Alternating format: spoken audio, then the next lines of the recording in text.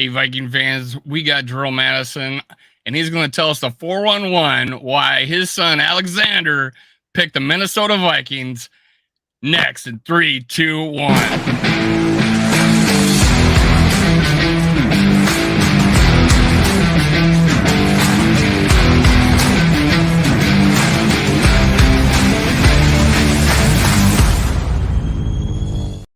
Gather around, Skull brothers and sisters. This is Skull World Live, brought to you by Minnesota Sports Talk. I got my host, Johnny Football, and our special guest, the man who's going to tell us everything and get on ESPN tonight. I'm just kidding. Darrell Mattison.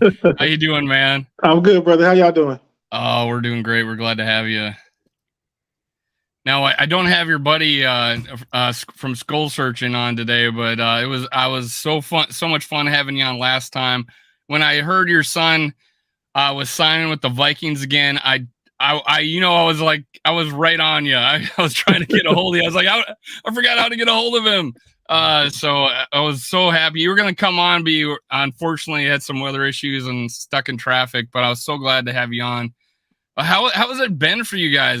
Is it been a kind of a little whirlwind? He's going back to Minnesota. No, not really. I guess, like you said, he liked to test the market, but we're pretty much been the same people for the last 4 years anyway. So it was more comfortable than a whirlwind.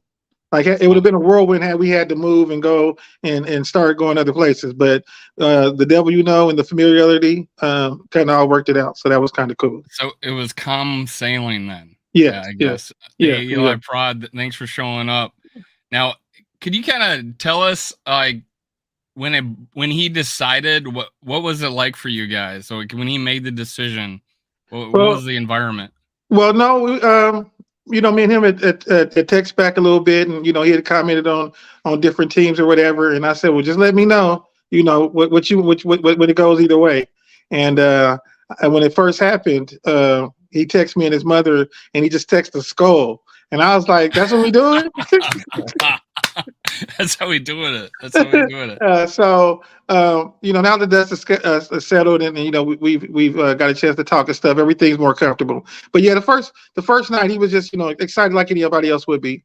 I don't know if you saw the footage where after the last game he kind of walked around the stadium and kind of kneeled in the middle of the stadium, not knowing if this is the only place you've been for 4 years, and people don't understand. A lot of times athletes are just regular people. And so not knowing if he was going to ever play there again, as far as being a Viking, that kind of hit home to everybody.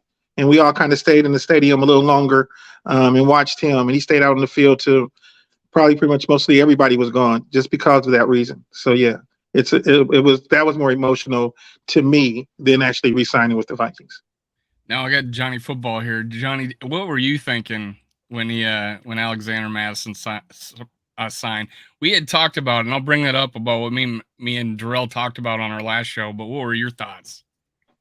Well, yeah, it was, so as just a Vikings fan, right, we didn't know how many of our guys were going to be gone after such a great season. And the Dalvin Cook situation was kind of up in the air.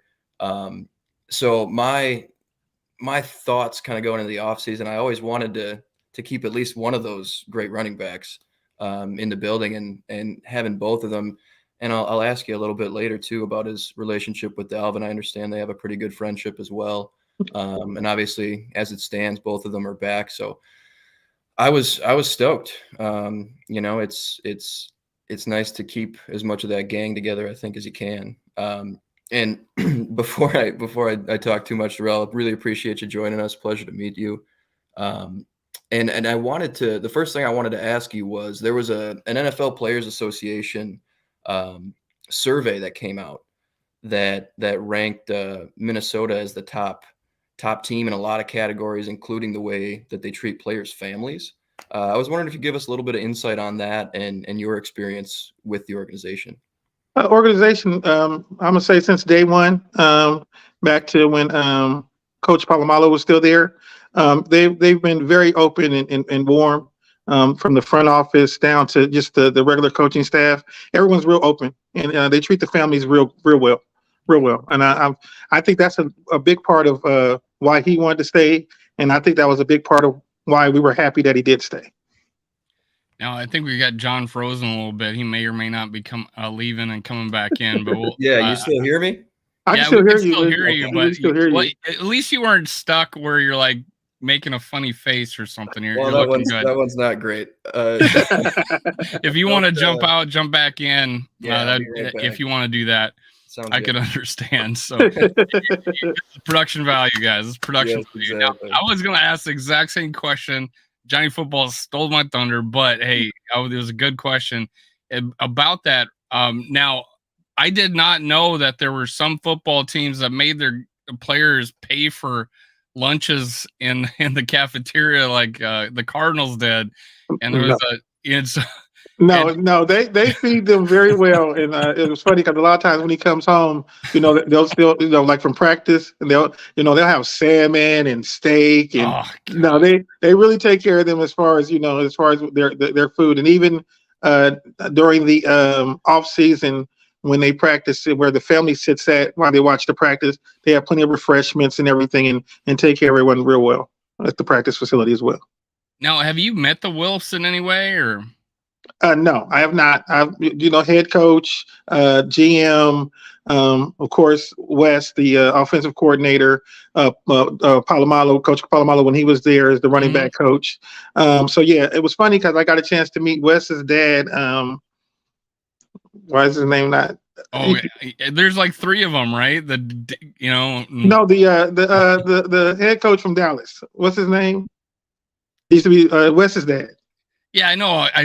His dad was, a big time. Both there's a grandfather, father, and son. There's right. A big line of the Christmas game. I got the chance to meet Wes's dad, and he spoke very highly about Alex to me, and what Wes would talk about as far as Alex goes. So I thought that was real cool. Because I think it was Bum Phillips was the grandfather, and no, it wasn't the grandfather. It was Wade. Wade Phillips. So I was saying Bum and Wade, and Wes. I just actually saw him because he is the head coach for the Houston Roughnecks. Oh, I didn't know that. I haven't watched any of the. I got a chance to go to the first game with in Houston, and he was there. So yeah, so I met him for Christmas Eve in person the first time, and then he's the head coach over at the Houston Roughnecks now. No, forgive me, that's the XFL, right? Yes, correct. Have you met The Rock yet? No, I don't met The Rock.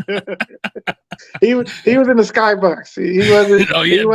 He wasn't with the common folks. Not at all. He didn't go out and do one of those. Have you smelled what The Rock is cooking out in the 50-yard? It was funny because I live in Dallas, so he was actually in Arlington, Texas first, and I guess he took a G5 or something to Houston. So but yeah, so it was cool. He came out on the field and that, but no, we didn't get the chance to meet him or anything like that. He's a little bit too big for that. Now, we did talk in a couple ways. Yeah. The last time we were on, we did talk about like what I thought were potential things that would happen, and it seems like D is happening. And I only went through three options, so it seems like D. We got both Dalvin Cook and Alexander Mattison back. None of us expected and CJ both. And CJ. It's still a long ways to the first game. It's still a long ways to the first game. But right. Did you think you'd be sitting here right now with Alexander Mattison, your son, signed, and Dalvin Cook still on the team? I mean, was that? I don't know. Was that weighing into his decision? Like, where's the best chance? Well, I'll get some carries, because right now it looks like we're banking on this running game. We signed from my understanding, Ham, your son. From my understanding, I guess they're going to put a lot of emphasis on the running game this season, and so I think bringing all three of them back, of course, with CJ being like a real big, strong presence in the locker room, and not just being a great football player, but just a great person in general. I thought that was real big that he came back, and I think Dalvin and Alex's relationship is such that there would never be a problem with them both coexisting and actually getting a lot of shared time together this season. And you really talked about that running back room as a tight-knit group. Yes. I mean, just all of them, and that's the other one. We got the other ones that's still there, under contract automatically. And then you got Alex, and then you got it's going. I think this season is going to be phenomenal. I think it's going to be more similar to 2019 when Stefanski was still there, where he kind of knew how to deal with the two running backs. I mean, if you remember that season, more so. And I think we've kind of lost that the last couple of seasons. So I'm thinking, there was a game we won against the Packers. I think Kirk threw for less than 100 yards, and we had like 200 yards. We were beating them like 28-0 or something. Or we were beating like 3 touchdowns against the Packers early in the season. I remember that. And another big thing, Kurt was a real big advocate for Alex to come back as well. So I think that was a good thing. He did say him by name, yeah. Yeah, I agree with that. So that was cool. That was cool that he advocated for him to come back as well. Is that a conversation that they have to bring a player of Alexander, who we all were, and I even told you this. I was one of the people saying we need to trade him, give him a chance to play somewhere else. He's got value. He's a starting running back in this league.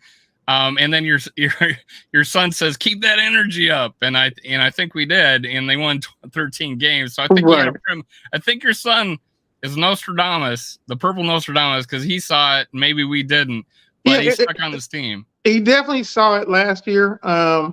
When you're in that locker room, like I said, as close knit as they are, you kind of feel the energy and how their camaraderie is and how they're sticking together.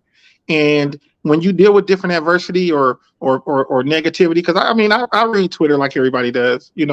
I'm a troll. I'm horrible, and as my son, so I'm real overprotective. So I get into it with fans and everything. As predictive as Caitlin Thielen, or are you more protective than Caitlin Thielen was? I think I'm probably worse because I'm more like drop a pin, like. So I'm more like that. I'm more, like at the end of the day, these are grown men. I understand, but that's still my baby at the end of the day. And so watch what you say and how you say it. So all right, I'm real big on that. I'm going to watch how I frame this question. But, Go ahead. Here it comes. Just to kind of talk a little bit more about Alex's skill set as a running back. Not the fastest guy. He wins with grit and picking the right hole and physicality. Yes, definitely. Yeah, and so when you think about like CJ Ham coming back, that Josh Oliver, the strong blocking tight end we brought over from Baltimore, and this is a team that threw the ball 64% of the time last season, third highest in the league. I think that's going to be a little bit less so, but with kind of the personnel being heavier and maybe going to a more power running game a little bit, do you think that'll bode well for Alexander going into this season? And do you think that might key them to utilize him a little bit more? No, definitely. I see him being utilized a lot more this season than especially last season. And it was funny because when Alex went through the combine, I think he ran a 4.59 at the combine, and then I think he did like a 4.51 at pro day. And so, a lot of people, I guess, thought he was going to be faster because there's a football speed and then there's straight ahead speed.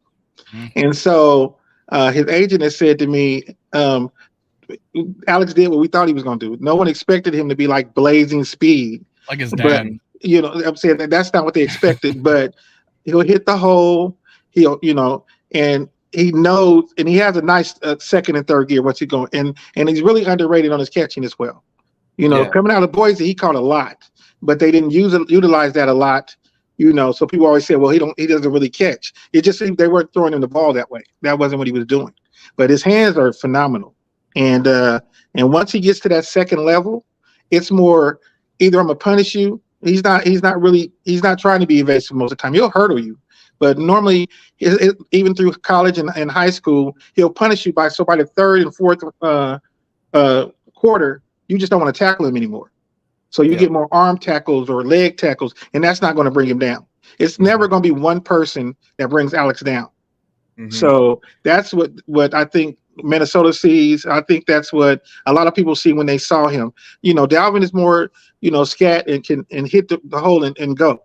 Alex is going to punish you, and when you're getting tired in the third and fourth quarter, that's what he trains for, to be ready to beat you up still during that time. And I feel everything you just said is exactly what we were thinking the whole season. And we were like, why is Dalvin Cook at the goal line at the 1 yard line? Or when we have your son that it has that qualities. And I think late in the season they did put him in there, and I think that's won him a second contract with us. And then I do see they saw that. Yeah, and if you notice that once the middle of the season started going, every second series was always Alex.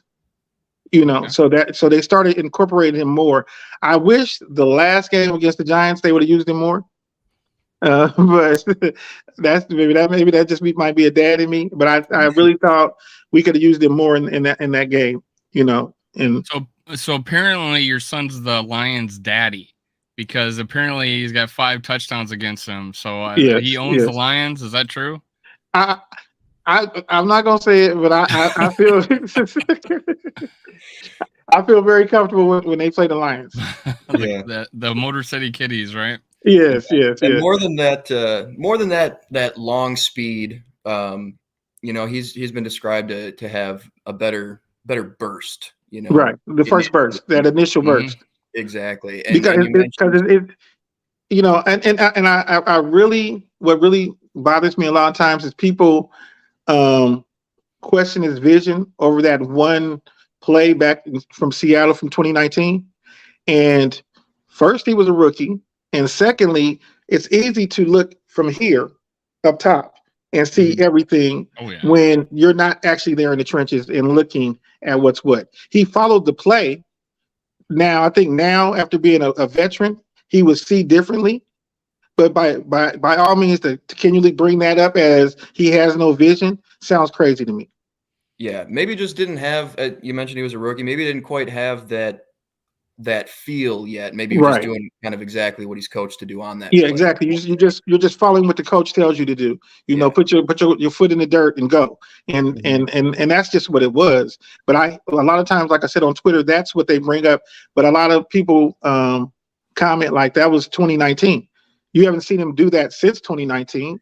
You don't know how many times they bring up people on my channel bring up 2018 about Kirk Cousins not taking us to the playoffs. So I'm like, that was 2018. Exactly. Did you see what he just did this year? Exactly. So same way with Alex. How old was your son in that year? He was 20. He was actually 20. He was 20. He is still the youngest running back on our team. Yeah. And he's in his second contract, which is he crazy. won't be 25 till June. Yeah, so definitely. It's just things like that. Those are the type of things that bother me when you don't really know. When you armchair coach and things like that, you don't really know. And I knew what it was, and I watched it, and he probably beat himself up about it more so and didn't tell us, But no, that happens. He's only had 2 fumbles in 4 years, so you got to look at his consistency. I think at Boise, he only had 1 or maybe 2 fumbles the whole time he was at Boise as well. So as far as ball security goes, things like that, he's excellent at those things. Yeah, and his last year at Boise, he was top 10 in the nation in rushing yards. And he was number 2 because somebody called him, I guess, during the bowl game, because he didn't play in a bowl game. It got canceled. I think it was the only bowl game ever in the history of bowl games that got canceled because of the weather. He ended up with the second most carries in the nation, which is a big reason also why he came out. And he got 40 of them in that Mountain West championship game. Man, I was telling him that was funny because we all left the game because they lost. And so we're waiting for him at his apartment, and he came like late. And I'm like, what took you so long to get here? And he said, I got offensive player of the game. I said, they never give offensive player of the game to the losing team. So obviously, that was big, and I'd have definitely stayed if I'd have thought that there was a chance he was going to win that award. Yeah, and I mean, you mentioned when he gets out in the open field, not a ton of shake and bake. That's not really what he goes to. You mentioned he might hurdle you. Ran the 110-meter hurdles in high school, and I think actually placed in conference, if I'm not mistaken. Actually, he was almost went to state. He was one meet from state from 110. He was a 195 wrestling champion as well. So he was a 3-sport athlete in high school as well. Yeah. Yeah, and I read something too that the coaches were worried about him having to cut weight and get down to 195, which is crazy at 5'11". I think he plays at like 215 these Yeah, days. exactly. But that wrestling background's got to, help him when he's in those close quarters. I think that drive and stuff might have a lot to do with the wrestling background. That and protecting Kurt. That's He's excellent at pass protection. I mean, it took him a good season to learn the NFL, mhm. but now I think that was a big thing that Kurt saw too. That when it's pass protection, Alex will protect you and stop you from getting put on your back, even if he gets put on his back, which I've Yeah. seen a couple of times too. Yeah, Yeah, he one lays of the it all out things there. Kirk was asked, he was asked in an interview on Barstool Sports, and he was asked, about the getting hit all the time and everything like that. I personally put a lot of blame on him because he really sticks in the pocket and just holds and holds and he delivers the ball, but he takes the hits. But he says he defended his blockers, running backs, linemen. He feels like he's got the horses to protect him.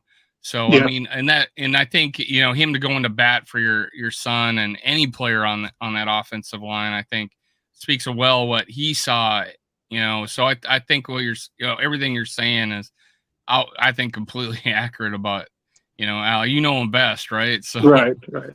but it still amazes me that he's the youngest player on the team. So this guy's got a lot. This guy, Alex, is gonna have a long career, man. And It's he's very amazing. mature. He's very mature Oh, for his age. He that's why takes we care. thought he was older, right? Yeah, So yeah. He takes care of his body. He doesn't drink, he doesn't smoke. He doesn't take off seasons off. He might take a week here or there for himself, but he's right back into training pretty much as soon as the season's over, he gets back to California. now, are you familiar with SK? Yeah, that's my brother. Right here, that's him, Purple and Scold Media. Yeah, that's That's why my he's brother. saying familiar. Oh, so you knew who it was when you saw that. I haven't seen. I can't see any names or anything. Oh, you can't. Oh, well, he's saying familia, and he's got his. He's doing this. Oh, But okay. yeah, Purple and Yeah, I'm part of Purple and Scold Media, so me and I'm actually do shows occasionally with SK. I've done a few, but yeah, he talks about Alexander all the time, man. He that's my really brother. likes. He actually interviewed me first when Alex first got drafted. We And I actually didn't met even it. know your relation. I didn't even know he had a relationship Oh at no, all, other than I knew he knew a Viking or two. But then he told me, he mentioned that he had a good relationship with you too. yeah, When we me were and gonna have you SK on partied last time. together when I was in California for my nephew's baby shower back in January. We got a chance to hang out together. When I'm in Minnesota and he's in Minnesota, we hang out together. So yeah, that's my brother. Yeah, he says the same thing about you, so that's pretty cool. That hey, I had no idea when I invited you on the show, man. I had no idea. I should have name dropped, man. I should have Yeah, name dropped. definitely. That's the bro right there. So now we're looking forward to partying some more this season. So we I'm were gonna have talking about that just I'm recently. gonna have to catch a game, man. I'm gonna have to go Yeah, back up definitely. there. I didn't go up there this year. I went in 2019. I caught the last game of the year. And I think your son didn't even play. I think it was Boone that carried Yeah, the ball that game.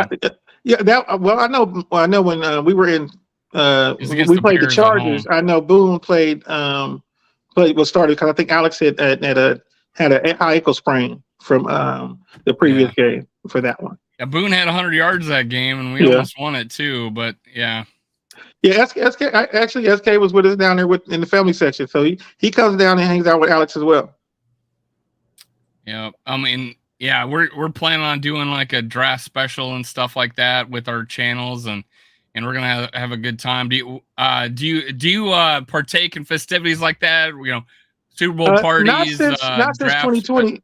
2020 SK had me on like pre-draft. I did a show with him then, but since then I haven't. But yeah, I'll definitely pop in for y'all when y'all do that. I know a couple of my Minnesota friends are flying out here to Dallas, and we're gonna go watch it live.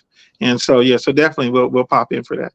Yeah, I've been a huge fan ever since like I don't know 1991, and when I seen a little 19-inch television in my dorm room, Well, I just can't get enough I'm of pretty it. sure I was watching the Chiefs at that time. I don't think I was watching the Vikings. So. I was definitely watching the Vikings, but And what do you? we're actually playing the Chiefs this year, so that's going to be Oh, that's interesting gonna be again. exciting. No, we didn't. We didn't even get to play Pat Mahomes last time, and we still lost. Yeah, I Last time was we there for played that one. KC. I was there for that That one, and hurt. that kind of sucked because they booed me horribly after the game because I had on my Vikings jersey. Because Alex made sure to tell me don't wear no Chief stuff at the game tomorrow, Dad.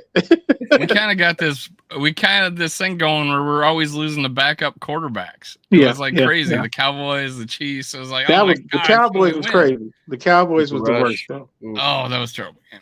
Terrible game. But, yeah. One other thing I wanted to make sure to ask you, Darrell, while we had you.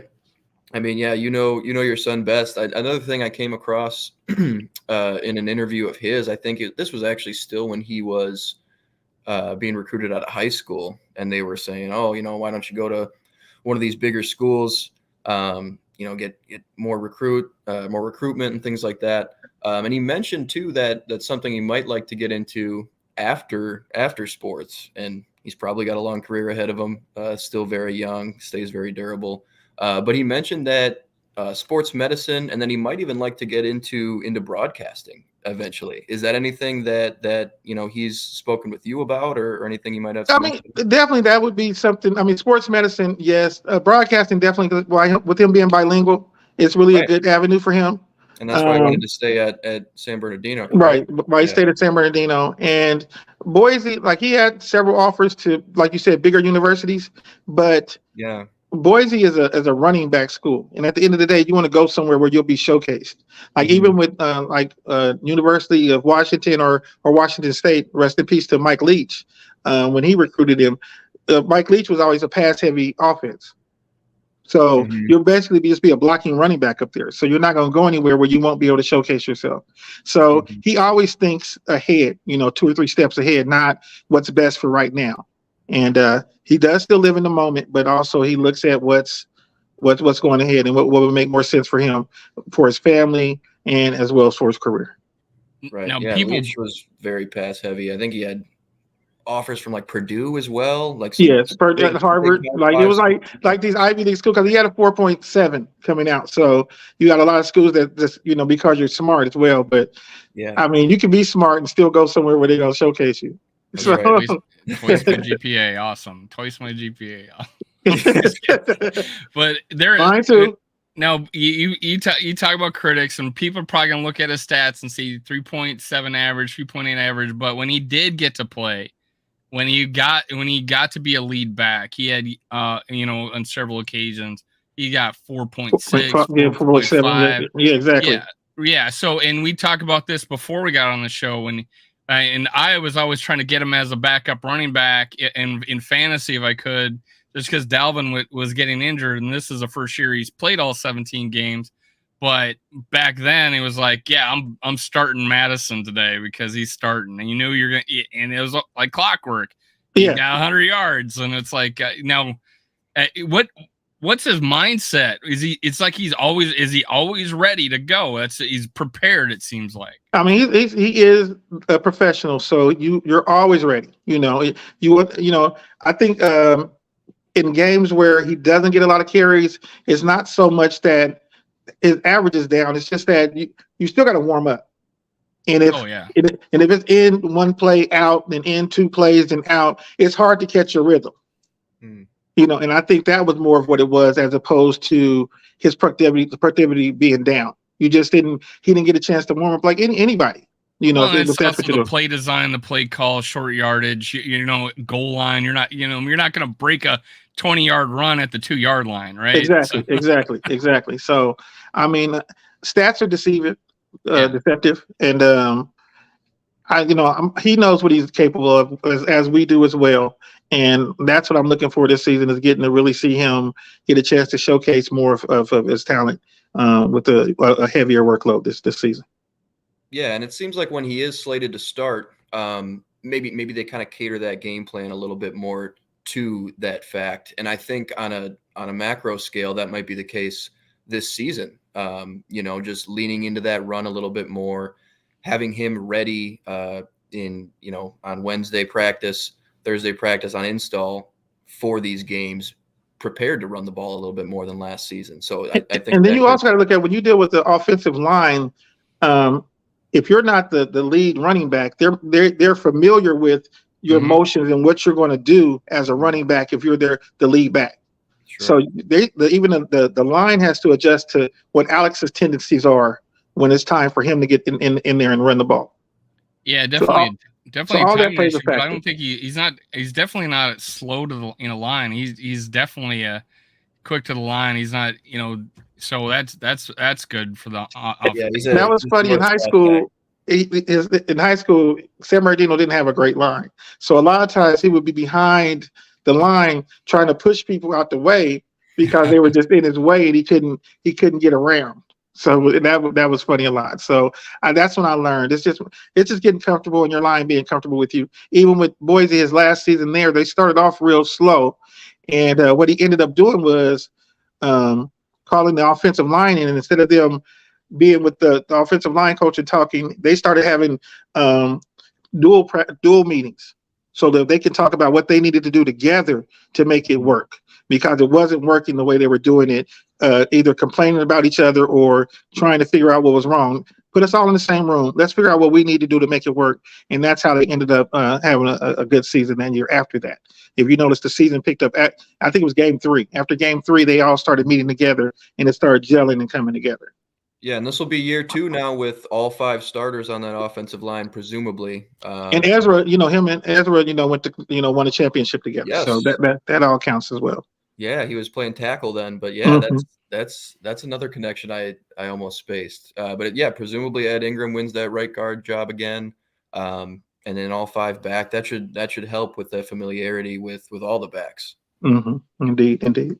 Yeah, and I'm excited about it because it's the first time we've had the same offensive coordinator, the same play caller, basically head coach. Often, that's a special situation. The first time we've had it back to back, and on top of that, the same lines playing, the same starters 2 years in a row, and they're all first and second rounders.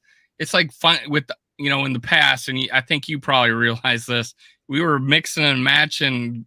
Cleveland was back and forth. Yeah. Oli Udo was playing guard, and then he showed out coming in for Brian.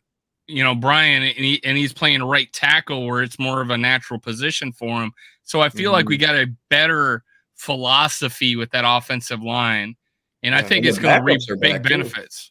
What's that? The backups are back too. Oli Udo resigned. Oh, right. Oli Udo.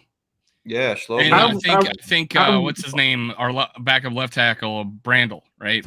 Yeah. I really think this season, and I mean, I'm sure every team says it every season, but I really feel really hyped about this season. So I had us winning like 12 games last year. The only reason I didn't think we were 12 win team, we won 13, but I thought it was because of how weak the schedule was. I'm more optimistic about this team, but I don't necessarily think we're going to win 12 or 13 games, but I think we're going to be a better, stronger team. We got a tougher schedule. We got 8 home games, 9 road games. And we're playing at Kansas City, and but we do have, I think, an easier division without Aaron Rodgers in there. So there's a lot of good things, a lot of opportunities. I think we don't have to play the AFC teams until the Super Bowl, right? So we just got to get through the NFC teams. And I made that point that maybe the Eagles are they lost a couple of players. The Cowboys, I think, actually improved, but they're still the Cowboys. They're still the Cowboys. In the playoffs. I think Detroit is up and coming, though. Detroit's going to be nice this year. That's going to be the fight. Yeah, I think Detroit's going to be nice this year.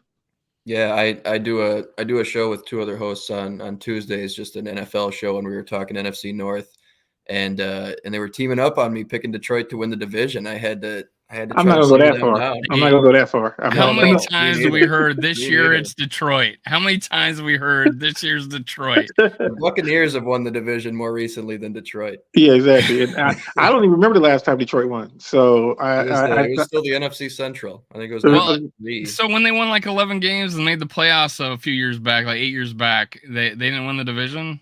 I guess it was the Packers. With Stafford, no. And you what you just said there 8 years ago. So it's like, that's not really recent history. Ago. That's not really recent history.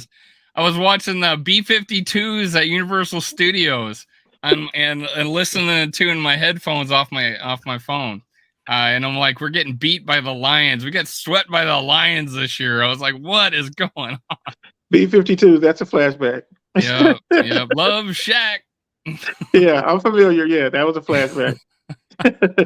But gosh, what was I gonna say? But how much obviously we talked all about offense, but like you said, the Lions I think just extended their D coordinator. They had a terrible D last year.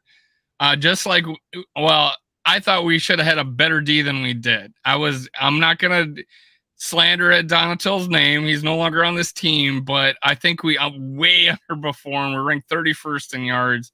Definitely. I definitely felt like defensively we underperformed in the majority because we put up enough points. Right. It was really, with the exception of the anomalies like the Dallas game or like that where we just got blew out, where it wasn't a game. But it was just you kind of felt like when the fourth quarter came, if the game was close, that the defense was going to break, not bend. And you kind of kept waiting for the shoe to drop, every time. And even with the Giants game and the playoff game, it just really, we were exposed. It seemed like weekly. And that's what got frustrating for me last season. Because I feel like we could have won that playoff game. I feel like we several games that we lost, we should have won. And it was basically just the defense. If the offense didn't overcome it, we weren't going to win. Yep. Now, were you pretty excited when they signed Brian Flores then? I was really excited. You watched what he's done, and he's a younger coach. He's hungry. I feel like he has something to prove now coming over, and I just think that I think that was what we needed.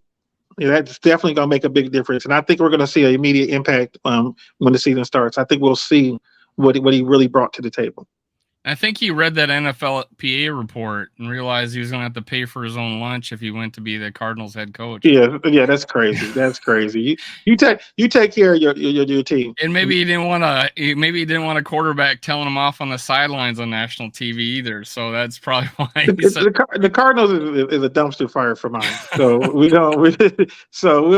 we'll definitely see that. But I think it's on ESPN tonight. It's on ESPN tonight. Alexander Mattison's dad, Darrell Mattison, thinks Cardinals are dumpster fire. Tonight on ESPN. There we go. And we had another guy jump ship from Arizona too, Byron Murphy. And one of the main reasons he came over was what he heard from guys like Jordan Hicks about awesome. And Patrick Peterson about what a great situation this is, especially comparatively. Yeah, it is. And I mean, I hadn't got a chance to experience other teams, and that's another thing I was glad about. I didn't really want to meet a new fan base. I didn't want to have to, none of that I was looking forward to. So when he stayed in Minnesota, that was great for me. I had nothing about that because the people I've met, friends, and even the fans are just great people. Y'all have a great fan base, and it made me excited to come back and just to be around everybody again. Now, John, what was that recent poll that our Minnesota fans are the most pessimistic, or what was it? Or so angriest? On Twitter specifically, Twitter. However, they figured it out.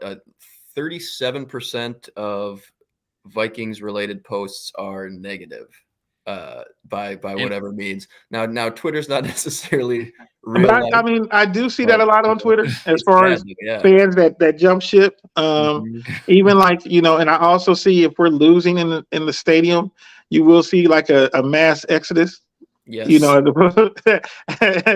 As opposed to riding it out. But the ones that I've met that are consistent are diehard Viking fans, and I will say also Viking fans probably travel better than any fan base I've ever seen. It's amazing. Even when we were in Kansas, it was 60-40, 70-30. Wow. I think the only place I've been where we were outnumbered as massively was the Saints, because the Saints are are a team that doesn't sell their season ticket. Their season ticket holders don't sell their tickets to fans. So we were in splotches throughout the stadium. It wasn't like a big section. So yeah, I kind of say that about like Atlanta. I kind of say that about like no one wants to, like Atlanta's tough to go to be a fan at for opposing teams. I think the Saints, especially, Philadelphia, but the Eagles. Yeah, the Eagles is like number one out there of like, you don't, they have like public address announcements, or public service announcements on the news is like, if you're going to the game, don't wear Vikings gear. Keep your head down. Keep your mouth shut. Don't talk. Don't go when they can make snowballs. Yeah. So no, I don't. Yeah, like I said, they threw snowballs at Santa Claus. So yeah, I'm not going to Philly. Yes. They don't have to ever worry about me coming to Philly because my temper and my temperament is not made for that type of environment. I got Adam Dubbs, a big fan of your son. He's happy he's back. Thanks for showing up on the show, Adam. Appreciate it. Definitely. And if you're tuning in or for the first time, I got Darrell Mattison, Alexander's dad. He's giving us the 411, all the scoops. I now got 2 clips. I'm sending to ESPN. No, I'm kidding. They're not gonna. They won't even look at the email. All love. Well, I know you just can you elaborate on what your expectations, because it sounds like you're really optimistic on this. That what do you foresee? Do you see us winning the division? What do you feel like? Yeah, and what's the vibe with the players too? Oh, yeah, I've seen a lot of them on Twitter that are pretty. I mean, well, I haven't been back there, but from what I get from Alex, and I'm sure when he talks, it's they feel like with the new regime and where we were last season and how we started picking up traction, and who we brought back, and even getting younger on defense, you will see. Yes. I think they're just going to take that next step, because they were a lot of games last season, if being honest, we were kind of lucky to win, and the ball kind of bounced our way. I think now they understand the coach, new defensive coach, that they're going to take the next step and be comfortable, and they're going to win, not by happenstance, but because it's supposed to happen. Yeah, you just give me a mediocre defense this last year. Exactly. It's like, give me like middle of the road, whatever. But I think even if we're the middle of the road this year, it's going to seem so much better because it's attacking. And that's the thing that Vikings were so used to. Viking fans are so used to. And then to watch what we did last year we were so throughout the 3-4. I mean, being a different defense, it was nothing like we expected we were going to see. We thought we were going to be attacking, and that didn't happen. But now I think everybody's doesn't care what the defense is as long as we're getting after it. And I think Brian Flores was asked the question, is it going to be a 3-4 or is it going to be a 4-3? And he says, who are we playing? That was his answer. And that has to be the mindset. And we're going to be faster, and that's going to make a big difference. Yeah. So, because we being an older defense last year and slower in certain positions, I think that hurt us more, because you watched a lot of our players get burnt, and I don't see that happening this season. I did kind of put it towards a lot of you can't play fast when you're confused, and I think there was a lot of confusion going on, especially when Harrison Smith was out, not playing, like he sat out a game. Those safeties were clueless. He was like their storm. Yeah. You have to. And I think that's another thing that I've heard about Flores, is that he's a player's coach, where he's more empowering, and he gives you, he makes you believe in yourself. He's one of those people that gets you going. And I think last year we lacked that. Yeah, I think he'll kind of play to players' strengths. Exactly. That was his big thing in the press conference. Donatel was just like, well, wait, they'll learn what I got to teach them. They'll figure out. You're gonna like you're gonna like what you see see, and then it's and he was old school. Game. Oh, and it's old school. This is you need someone younger. Look at the head coach. Mm-hmm. Look at the defensive coordinator. This you need that youth that understands how to deal with today's athletes. And it's such a refreshing change. We have never seen it. We got Kwesi and Kevin O'Connell doing like in a buddy cop movie, hanging out at games, at basketball games and stuff like that. Exactly. And that's genuine. And I think that's genuine. I think O'Connell is a genuinely that's his coaching style, and he's almost like a you know how you have parents that are like overseers, and then you have parents where you can say like we can be friends, but I'm still your dad type thing. And I think that's what he brings to our team as opposed to a dictatorship to the team. I think the people that remembered what players talked about Bud Grant, he wasn't a dictator of a coach. He wasn't the, like Alabama's coach back in the day, and you can't drink water. He was no heaters though. Yeah, well, no heaters, but he wanted to use that as an advantage to toughen up the players. But I think Frank Tarkenton said it best: if you can't play for him, you can't play for anybody. And I think that's what people see in Kevin O'Connell. Not that he's got the career ahead of him like Bud Grant did. Right. He's going to be in 2 Hall of Fames and the longest living NBA champion. Because I did not know that until the day he passed away, that he was the oldest living NBA champion, which was crazy. No, I didn't know that either. But but it was definitely but I mean, and things like that, like O'Connell, like before the Green Bay game, they had to play in freezing temperatures, just to kind of get them prepared to what you're going to be going through. So I get how it works, but I definitely think this season is going to be it's going to be a season. Yeah, I'm ready. It can't get to August and September soon enough for me. I'm with you there. This off season feels like it's flying by. Now, hey, we've had you on quite a bit, and I don't want Josh for pushing 46 minutes here. I'm so glad you showed up. Is there any last words you want to? Last words of advice to Viking fans on this upcoming season? Just button up and get ready for a ride. 'Cause I really feel like we're about to rock and roll. Yeah, you heard the Vegas over under was set at 8.5. Which is bullshit. No, we're over 8.5. Yeah, they got something in their pipes, in their peace pipes. They're absolutely lunatics. I think I said like right now, because I don't know what our defense looks like yet. I'm saying 10 wins. Not that we're going to be worse than last year. I think we just got a tougher schedule, and I don't know what's going to happen yet. And I think that's conservative, honestly. I think that's conservative, and we're definitely in the playoffs, and we're definitely going to win a playoff. Oh yeah, with 10 wins, it's like and we're definitely going to win a playoff game. We're definitely going to win a playoff game. That's my prediction. You heard it here, folks. Yeah, definitely.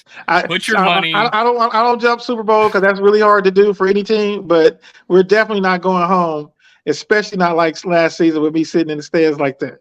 So how many times do you hear saying we're never going to win a Super Bowl with this guy or this guy? It's easy to say because only one team wins. So one team. That's really going out on a limb, man. We're not going to win the Super Bowl this year. At least a little bit lucky too. That team. Exactly. So or you got to have a Patrick Mahomes. Like maybe Hurts fumbling. Maybe Hurts fumbling with not being touched. That's right. Lucky. Yeah, got you. So no, I look forward to it. But all right, brothers, y'all have a good one. All right, man. And I'll see y'all soon. And when the season starts, and make sure you reach out when y'all get ready to do y'all draft, and we'll see what we can do there. I'm gonna ask you on every 100-yard game that your son has, or a 4-touchdown game. No, two touchdown games. I'm gonna pull up for you. Brother. All right. See you, man. All right, Skull, y'all. Skull.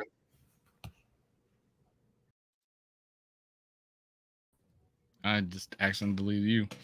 Oh, you go. Hey, as a Raymond, thanks for showing up, man. I appreciate it. We had a great talk. If you guys got a chance and you're showing up late, we had Darrell Mattison on, and he was absolute gold again. And he gave us more than we ever would ask. It was amazing, and I can't wait to one day meet him in person. And we're gonna have him on again. He's given me, so much and short notice too. It's pretty amazing. What are your thoughts, man? What are your thoughts on this guy? Yeah, he was great, man. I had the popcorn ready, man. I was gonna dig in here. I should have had this the other night. Yeah. Oh yeah. You should have had something the other night.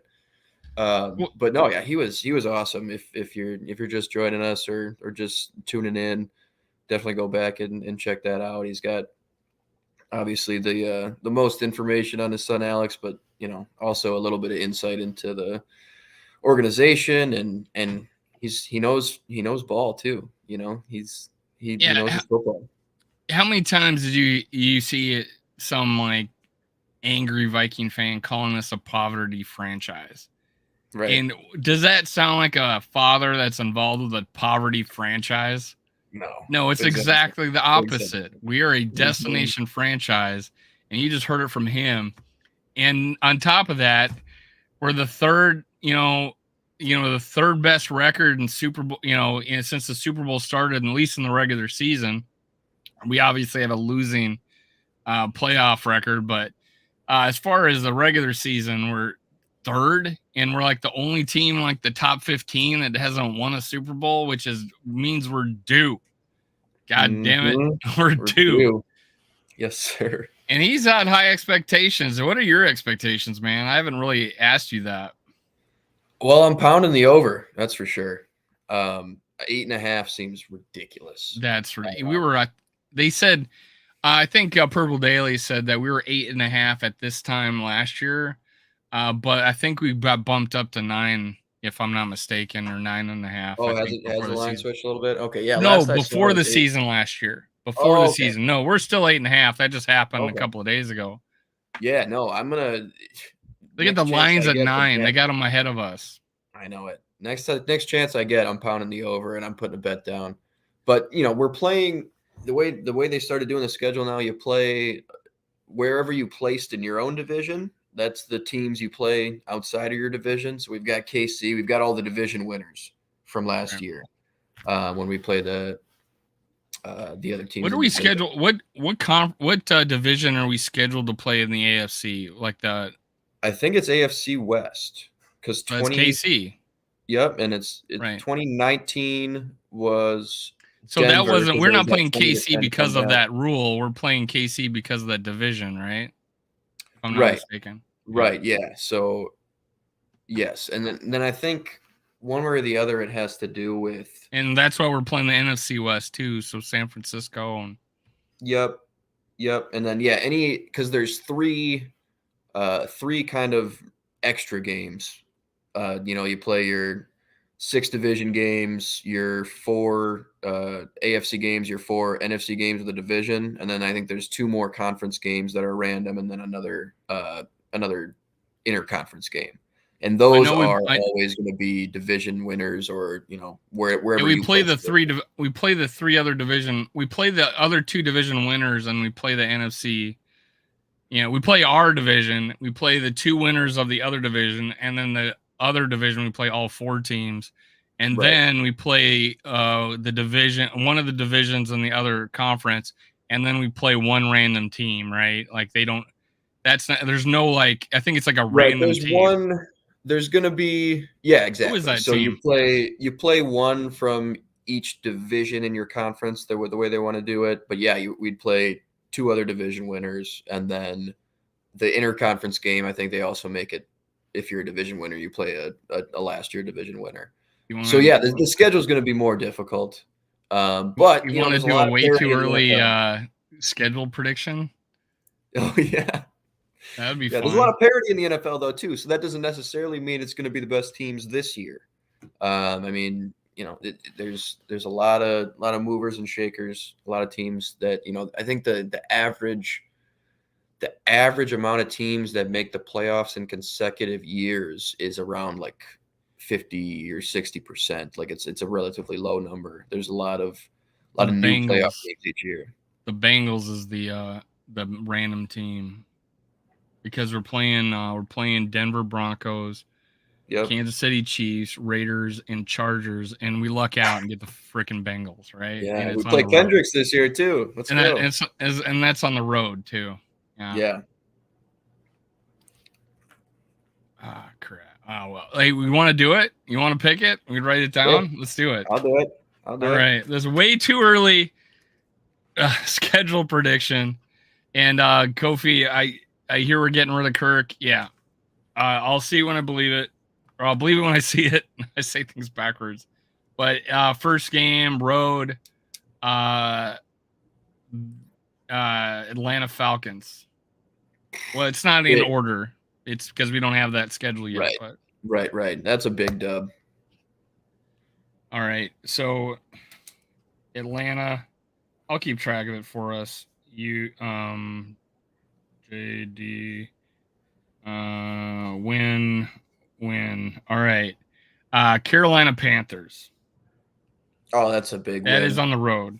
Thielen revenge game. Oh, he's not even coming here? Yeah, big win.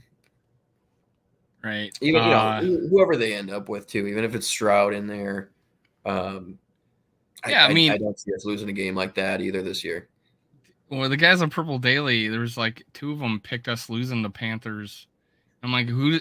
And you don't know their quarterback, so how could you pick them to win? I just don't get that. How you could possibly pick them to win, even though it's on the road. But the Bears at home. That's 2 wins. We're winning both of those. The Bears are dog shit. Well, I'll put 2 times. I won't say the Bears again. I say we're going to win them both, too. There's no way we lose one of those, yeah. Bengals, and that's on the road. Awesome. All right. Well, we'll reel it in. We'll give them a Bengals loss on the road. We'll give at Paycor Stadium. I have us losing too. I'm gonna. Well, I mean, I had us losing to Buffalo, right? Yeah. I mean that's it. We can win that, but hey, just preseason, whatever. They didn't have to revamp their team as much as we did. Broncos on the road. That one's interesting because they scored like 18 points a game last year, but now they got Sean Payton coming over, but it's still Russell Wilson, and that roster. They're saying that fine. They're saying that Russell Wilson didn't fall off a map. No, man, he was showing it at Seattle. Yeah, we're winning that game. In my opinion, what do you think? He doesn't have that escapability anymore either, which is tough. Sean Payton is only going to do so much in and of himself. I'll go win there too. Oh, you're going to – okay. Detroit Lions, home and away. What are you going to say? It's probably a split. I think they're going to be really competitive.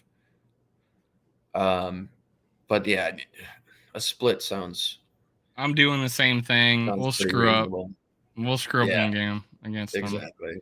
Green Bay Packers, home and away. For me, it depends on when that second game is. Do we get that early Lambeau game again? Yeah. Do we get that early Lambeau game? Because that should be a shoe-in. I do think Jordan Love will be decent. But they improved their team, and the defense, right? the defense has good personnel, but they kept Joe Barry as defensive coordinator, and he is the same tree as Donatel. He does a lot of the Fangio shit, and they really underperformed for their personnel last year, but they're getting another year in that system. That might be a split as well. Maybe it's 4-2 in the division, but that really depends on if we get a late Lambeau game, and if it's a late enough Lambeau game that we're resting starters or something like that. That's I'm at least giving us 2 wins. Okay. All right. What are you doing? You splitting? I think I'll go split. With the Packers just because I could see us getting like a Week 17 Packers game and kind of being not having a ton to play for at that point, or being in Lambeau and kind of falling into a trap game there. Let's take a pause and talk about this. Anthony Richardson, is he a guy we talked about this yesterday, but is he a guy you're excited about? If we let's say we did have to, because we're gonna have to get 3 first-round picks to get up as high enough, I think, to get a guy like that, because people are banking on his potential. I think he's got a good head on his shoulders too. He's humble. Does that excite you? Does that move the needle for you? In a vacuum, he excites me. But to the comment, I hope we draft a QB and trade Kirk. If you draft Anthony Richardson, you're not trading Kirk. Because that's a guy who going to need to develop behind a guy like that. And there's only 1 year left. Gritter says. Yeah, you're probably at that point. You're probably just letting Kirk walk and organically letting AR take over. Oh, okay. Now I'm kind of confused as to where Kofi's at on this. Were you being Yeah. facetious with So the? he's saying draft a QB like AR and trade Kirk will be crying for a QB for 4 years. So he's not high on AR. Okay. Yeah, Okay. I see what he's saying. I see what he's saying. he needs to sit for 3 years, not one. And I'm like, Right. I think he's, and I said this, and people scoff at me that if we get a Will Levis, we get we get Anthony Richardson. These guys need to sit for 2 years. I thought in both cases, and I get laughed at. I'm like, because in Will Levis's case, he's got a lot of warts, and Anthony Richardson's case, he just needs time to develop because he's only played 13 games. I'm like, or 14 games or whatever it was. That's my viewpoint on it. Yeah. So no, I think we're pretty in line with you actually, Kofi. I'm not. That's not my preference to go get either of those guys necessarily. I'd get amped up. I think for we're it. a trade down, but yeah.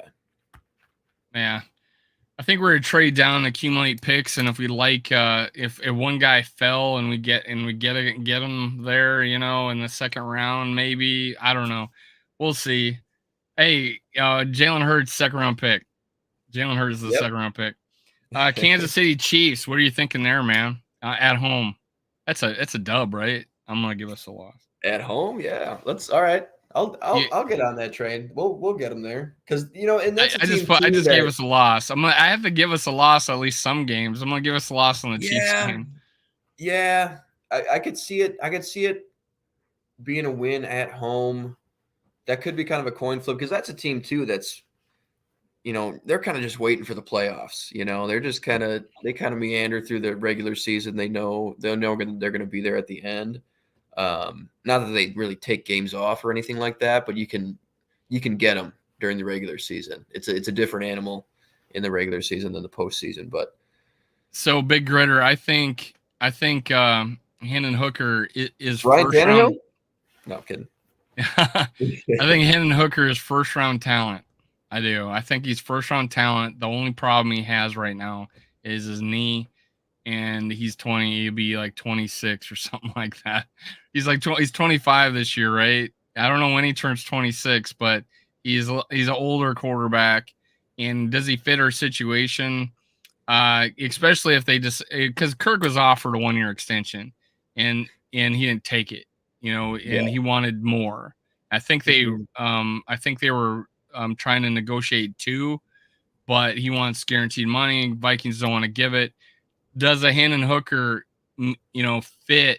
If we draft Hendon Hooker, I think, we probably are not extending Kirk at all because he's gonna, he's older, he's developed, he's had 2 good years in college. That he could take over in 2024 more so than Will Levis and Anthony Richardson, in my opinion. Yeah, my thoughts on Hooker is, there's a lot of things outside of just his talent that contribute to where you feel he'll fall in the draft. But I think it's a first round arm. I think it's a first round frame. I think it's a first round athletic ability, all that. But then you kind of factor in the age, you factor in the offense he operated out of, which kind of limited what you're able to see on tape from him that's translatable. So in this particular draft, I'd be comfortable with him in the second, mid second. I'd be jumping up and down if you got him early third in that Kellen Mond spot, because I think he's a far superior talent to that whole group of QBs, the Mills, Mond, Trask group that the Vikings took a bet on a couple years back. My hope is that we don't take a quarterback with our first pick, and we do get picks, and then if we did need to go up into the second round to get him, that we could. That's if we got him this year. But I am all for trading down, accumulating picks for next year, getting our guy then. I just think it's more timing. I do want to at least 1-year extension with Kirk. He's still playing at a really high level. I want the team in the locker room to think, hey, we got the same guy coming back next year. While we have, I think, this window. I got you, Kofi. I misunderstood your first question. I misunderstood the sentiment behind your first comment, I think. But yeah, that's sort of the camp Dave and I are in as well. Yeah, everything you're saying, we agree with, I think, or at least are in line with. You said you called the victory of the Chiefs, right? And then we're gonna beat them twice. I did. I'm gonna go win with the Chiefs because there's all right. We're gonna beat you heard some it here big now. teams. Yeah. What's I got John the purple been tie drinking? on tonight, man. Right, why not? I'm Vikes over Chiefs. Let's go. Las Vegas Raiders road game. I got us a W on that one. Yeah, we're steamrolling them. Yeah, the Jimmy G Raiders. Yeah, we beat the Raiders all the time. Yeah. Chargers at home. Last time we played them, we're at home for the Chargers. Last time we played them was one of Justin Jefferson's best games. Last time we played them, man. Played good. Yeah, I think they're sort of starting to come together, but I'm gonna go win there too. I think we might sweep that AFC West. I'm getting how are you calling it? We might. Well, the Chiefs, I think, are really the team to beat there. Yeah. New Orleans Saints at home.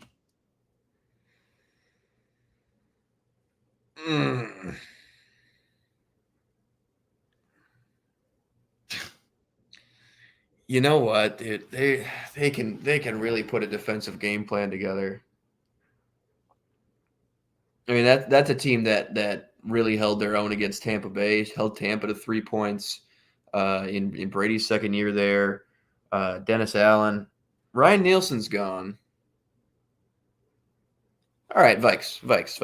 At home, Vikes. That would took way too long. I know. This is the Saints. I have a lot of faith in their defense. We're a different team this year, I'm thinking. But, they changed quarterbacks like, change underwear every year. Philadelphia Eagles on the road. I can call this one. Yeah, let's go. I just picked a win against the other. I got us a loss on the Eagles. So let's go loss there. All right. 49ers at home. I'm going to call no quarterback, Vikes. I'm calling the Vikes. I can't see how anybody could say that we won't win that game if they have no idea who their quarterback is to start the season. Yeah. You got to assume that it's between these three guys and like not good choices, honestly. And they lost their left tackle, right? Didn't they lose their or is it right tackle? They lost their right tackle. Is a right tackle because I said Spielman interviewed him on NFL Network radio. They have probably the best left tackle in football, who has actually mentored Darisaw a little bit, Trent Williams. Yeah, but they also lost their left guard and their starting center from last year, Brunskill and Brendel. There you have the shell of themselves. The 49ers are a shell of themselves. Shanahan. If you have three quarterbacks, you don't have one. 49ers going down at home. Minnesota Vikings take that one. Take it to the bank. In a double doink in 3-point field goal. It goes in off a double doink. We win that game. That's right, Kofi. Those experts get clicks off of negativity, and that's not us. Let's see, who cares the loss predictions? According to so-called experts and haters, the Vikings are supposed to win 7 games last year. Yeah, that was completely crap. I had us winning 12. We had an easy schedule. I was really high on us. I did not know how bad our defense would be.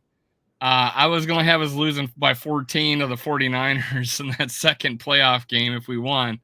But we were actually because of our defense, we were worse than I thought we were, but we still won 13 games. And Kirk was it shocked me. I knew he could win some games because he did the year before, but 8, that was crazy.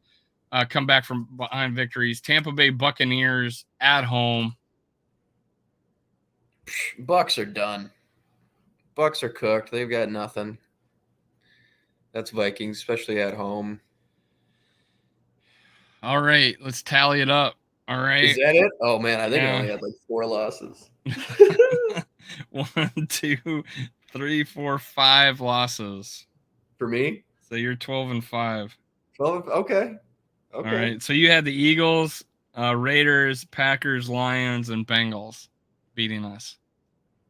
So 5 losses. I had the Bengals. Didn't I have the Saints Lions. and not the Raiders? Oh, no. You picked the Okay, Saints to win. You're right. Did you have a loss against the Raiders? No, wait. Okay. Okay, so I think there that was a another win. one in there, though. I think there was another one. Chargers? Chargers is one I had, yeah. I thought you said we were going to beat them. No, because All right. I thought Well, either we might way, switch 12 and to 5. US, but I flopped, I think. 12 and 5. All right. 12 Raiders, and 5. Raiders I feel is a better about win. 12 and 5 than Yeah, you had 13 the and Raiders a win. I don't know why I put loss. And then, okay, Chargers lost. Okay, Yeah, so you had better about Bengals, Lions, Packers, Chargers, Eagles beating us. That's 12 and 5. I had Bengals, Lions, Chiefs. You have us beating the Chiefs. Dude, Eagles. I tell Darrell I got 10 wins as my prediction, and I end up giving us 4 losses. So again, we're 13-4. Book it.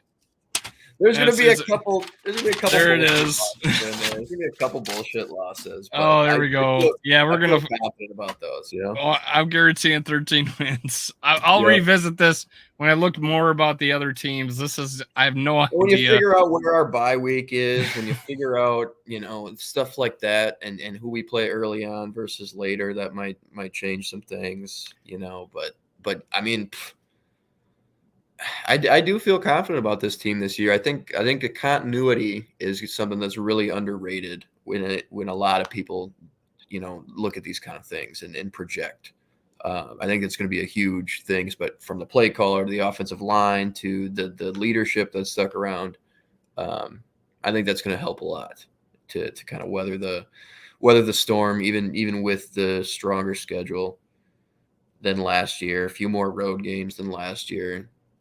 Yeah, it's no London game, but I think that might actually help us out. I think it'll be more if we don't have any like Thursday game. Like I think people were down on us, and that's why we didn't have a lot of. We ended up having a decent amount of primetime games because we got flexed. I think. Then we had 2 did, yeah, towards the end of the year. Oh, this whole idea about flexing Thursday night games they could go to hell. The two of them now.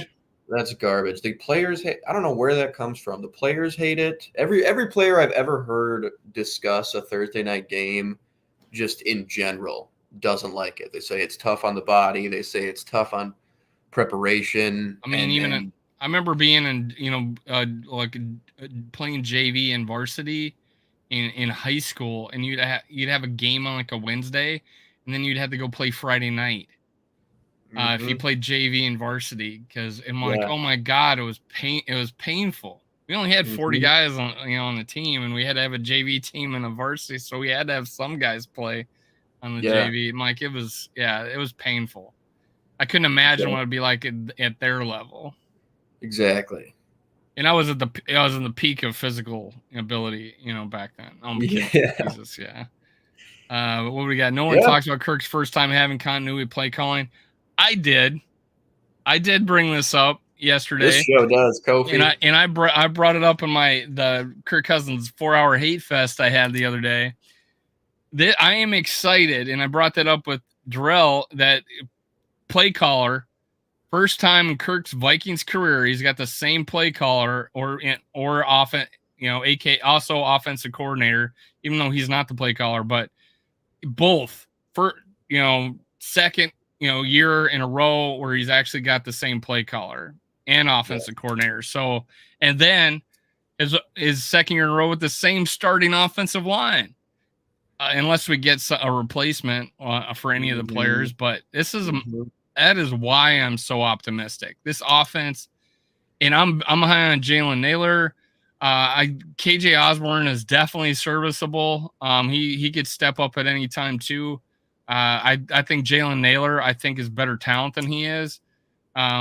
Just my opinion. Not everybody's jumped on board yet, but they will.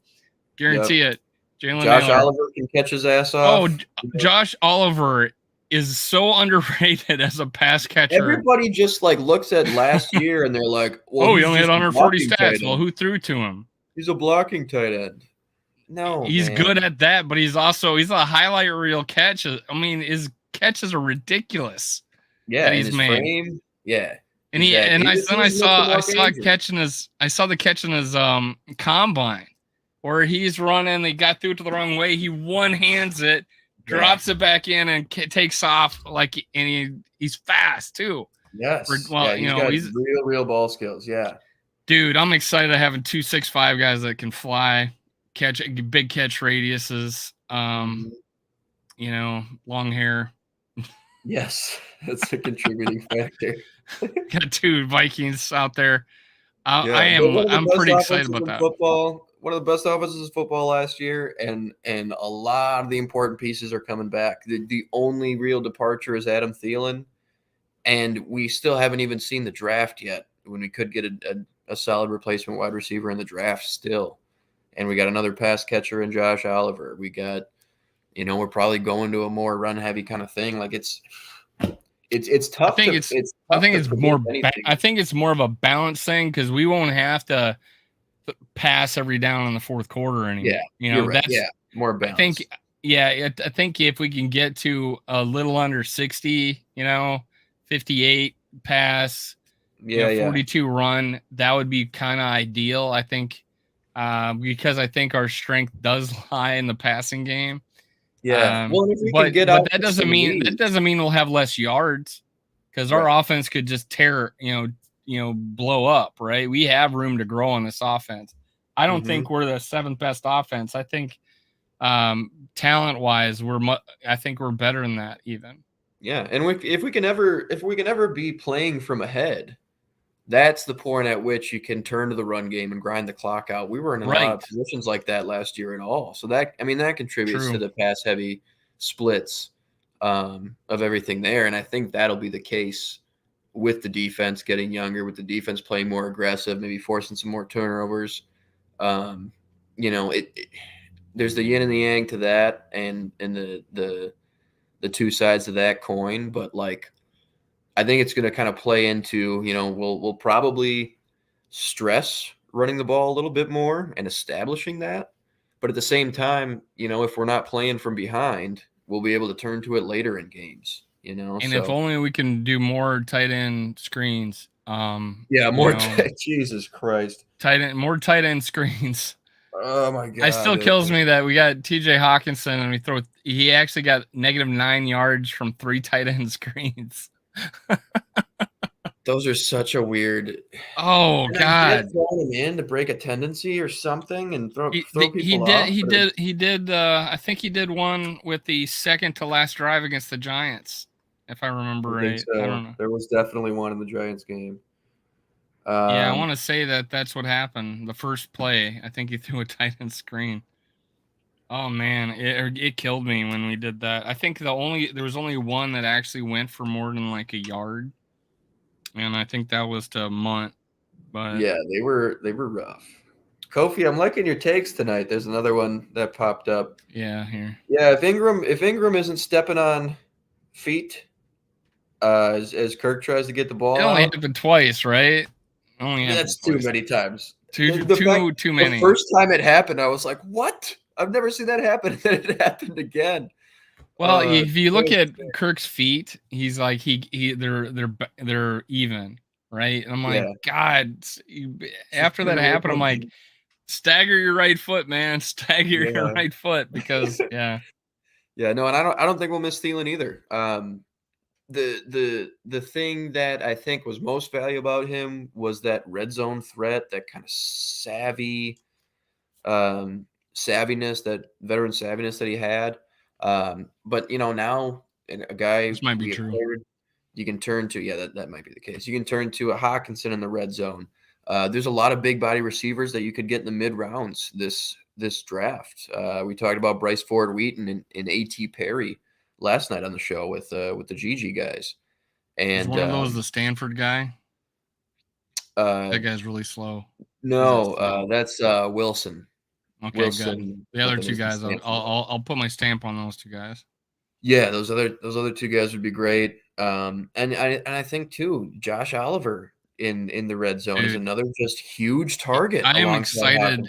Me too. I am excited about him, man. I could see us blowing up with with these two big ass tight ends that both can catch. And you saw yeah, what KC did last year with Noah Gray and Kelsey and the other kid, Drew.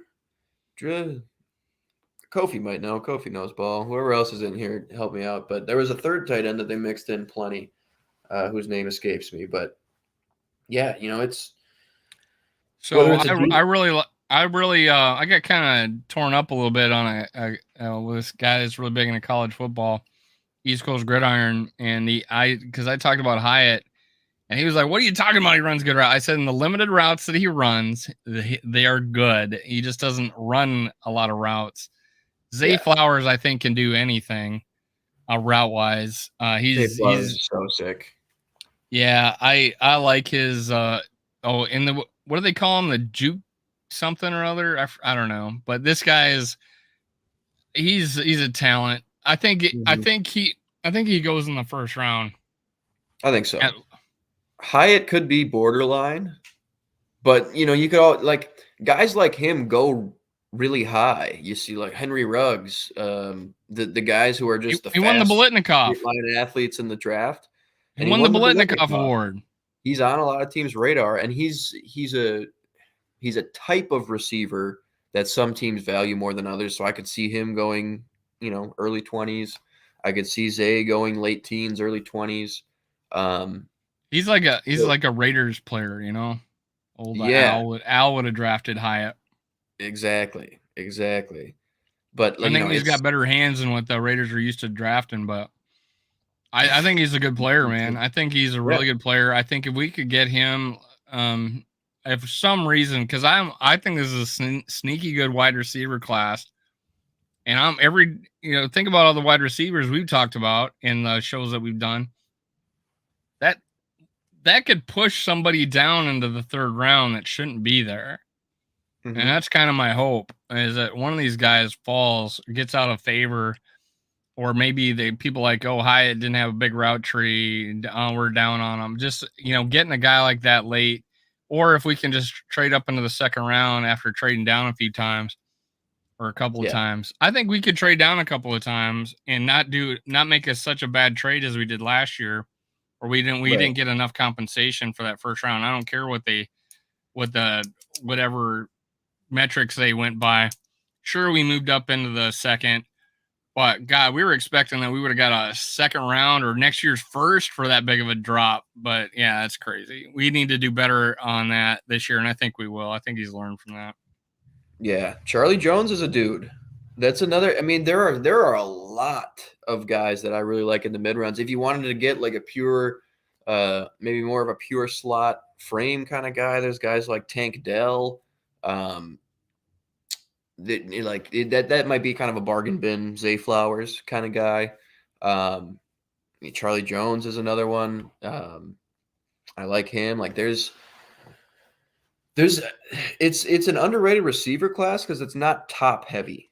There's not a Jamar Chase. There's not a Garrett Wilson, Chris Olave, Drake London kind of top three. But I think it's one of the deeper wide receiver classes, and I think some of the best production is probably going to come from some of these mid-round guys that kind of sneak onto teams. Like I don't necessarily think.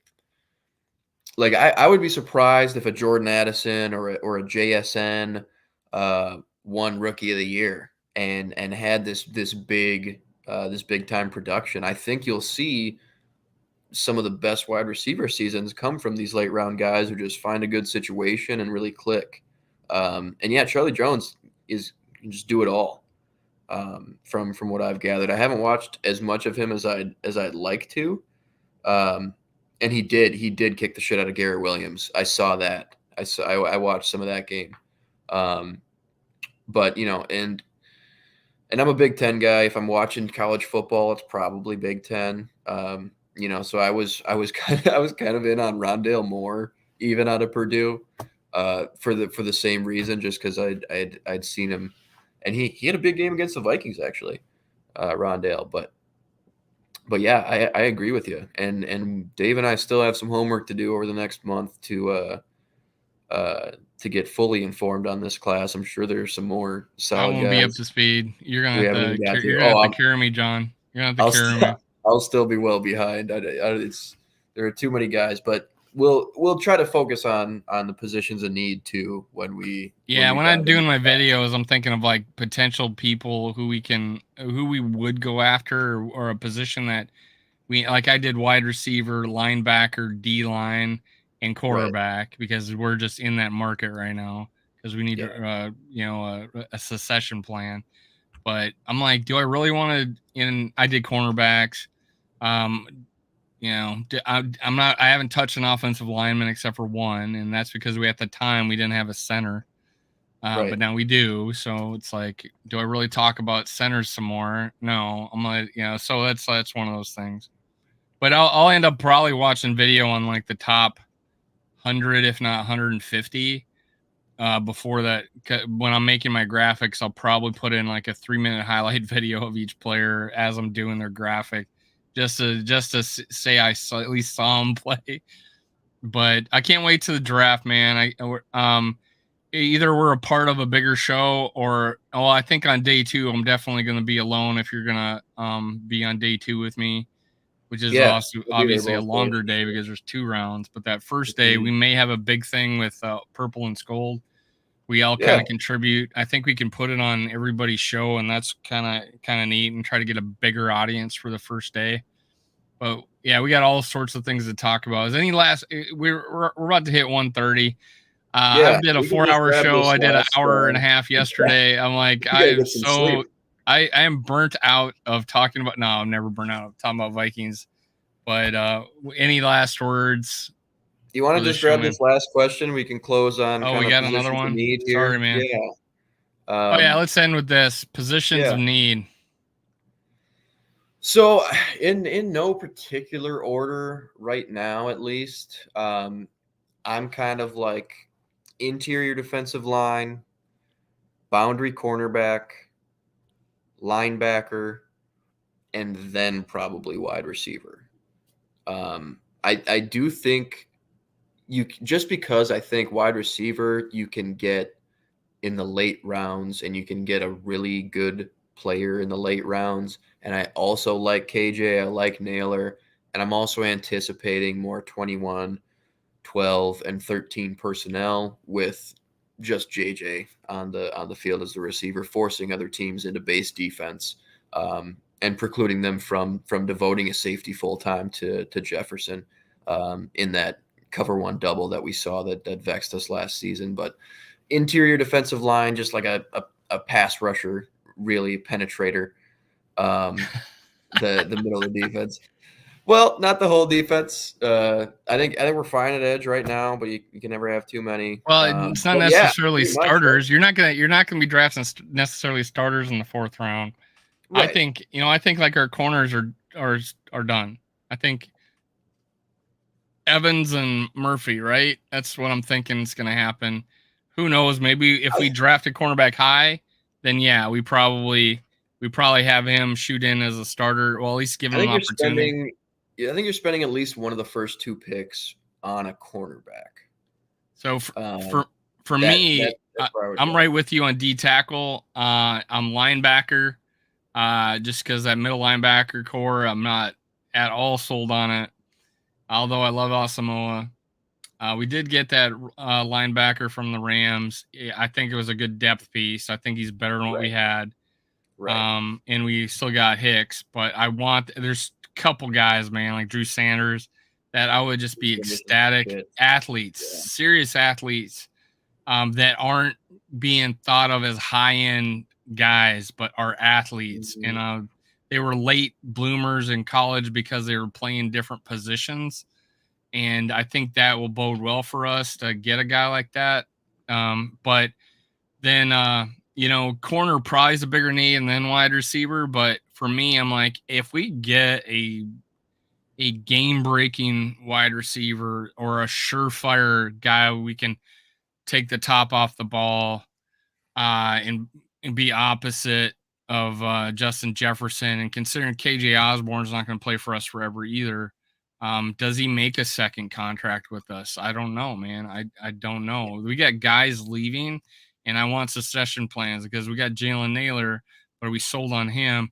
If we get a guy that is a game breaker or can take the top off the ball, another weapon. I'm all for that. I am best player available, and Randy Moss was the best player available. We didn't need him. Adrian Peterson was the best player available. We didn't need him. But we took him and it worked out well. So that's what I'm saying. If it's a wide receiver, even though we don't necessarily, it's our biggest need, because like you said, we'll go 2 tight end sets a lot more now, focus on this running game. But hey, if we could do both and confuse and play situational, this team is, we can spread them out. This team, we can run it down their throat, have that flexibility. Grab your guy, man. Grab your guy. Yeah, and Drew could be kind of an insurance piece for what Za'Darius brings to the table when he's got that off-ball linebacker, but also that edge background. Could be really effective in the B gap. Could be really effective from a 2-point stance, and a guy you could kind of move around the front. Oh crap! Sorry. I was gonna this guy to where is he? Trenton. Simpson, Yeah, and Senior Smith should be closer to the line of scrimmage, Kofi. I think you're right. Especially Seen. That guy's just a bullet. Yeah, I think we're faster and younger, like Mattison said, like Darrell Mattison said.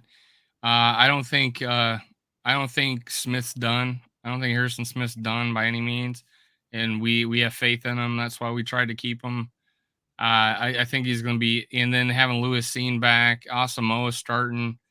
Gosh, I think honestly, I think we've improved our defense because we are getting younger, faster, and I don't think we have that many spots that we have to worry about. And I think we're going to use our strengths and mix and match people on the line to be effective, like we manufactured sacks and 2 years ago under Zimmer, where we like second in the league in sacks. We can manufacture that shit. And that's where B-Flow might be pretty comfortable with maybe some more middling personnel because he did the same thing in New England with, they've never had like, oh my God, look at these studs, right? Right. It was Adrian Claiborne, it was Lawrence Guy, it was that's why I brought my encyclopedia on the show. His name's John. Football encyclopedia. Yeah. But yeah, no, I think that's pretty much it for me. Interior defensive line, cornerback, linebacker, kind of. But it'll be really interesting to see who Flores identifies as kind of his guys, because any defense pick, he's got a hand, if not 2 hands in it. Because I think they'll lean on him when it comes to that evaluation. It really depends on how Andrew Booth Jr. is, or how he's going to be, whether or not this is a cornerback's a bigger need for me than linebacker, because how much faith I had him going into the draft, and how ecstatic I was with us drafting him. I'm like, okay, it's one season. He got hurt a couple times. Yeah. He's, hopefully he's healthy. Cross my fingers that I don't necessarily think it's going to be as big a need. But yeah, I will not cry if we draft a cornerback. I will not cry if we get one. It's another deep class too. Yeah. Yeah. Oh, here's mine. I think there's something to be said about guard for sure. Especially with Ezra approaching a second contract, not a ton of guarantees attached to Bradbury, and probably a need to get stronger in the trenches on the interior. Yeah, if us getting a guard and that approves us, I'm all for it. Again, I'm pretty excited having the same guys back. And you're not, I mean, Darrisaw wasn't a world beater his first year. And I'm still really high on our right guard. I think he's Ed Ingram. I think he's going to develop. I really do. I think he's going to get better. Yeah. And guard is usually a position that takes, that second season is usually when you see that real improvement. So drafting a guy to maybe not start this season, but take over for Ezra next season Yeah. when they don't give him that second contract. Might be pretty prudent to do, just to have that guy waiting in the wings. And hey, maybe he wins a job. Who knows? We all want the guys to come out and all of a sudden get the starting jobs, but you really got to fill depth, especially, we got we're getting cap room coming up. It's because we're losing players. So we need to fill in the gaps. So yeah, you got that right. all right. That's it for today. Thanks, guys. Love you. Thanks for showing up. I appreciate you. If you're just tuned in, go back and watch Alexander Mattison's dad, Darrell. He was pure gold. See ya, Skull Vikes. Skull, baby.